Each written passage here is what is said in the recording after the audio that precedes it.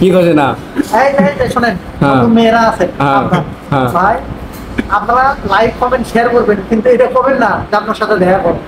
এতে কিন্তু আমাদের বাড়িতে আছে, তাই কিন্তু প্রচন্ড রাগ করে। গাইস, এটা আসলে সত্যি ঘটনা। যারা ভিডিও দেখেন, মানে বিশেষ করে বেটি সলবল যারা আছেন, দয়া করবেন না, কারণ দয়া করলে ওই যে ভাইয়ের অলরেডি সমস্যা হয়ে যায় বাড়ির। তো ঘটনা আমারও ঠিক একই, কারণ আমার তো আর বউ চল নাই, ওই যে বাড়ির খায়া না খায়া কি আর কই, মানে আমার বোন আছে, বোন বোন বোন নয় বোন, মানে আমার বড় আপু, তাই আছে। তো আর যদি দেখে বা শোনে, তার সাথে আমি ছবি তুলছি, তার আমার বাড়ির খবর খারাপ হয়ে যায়।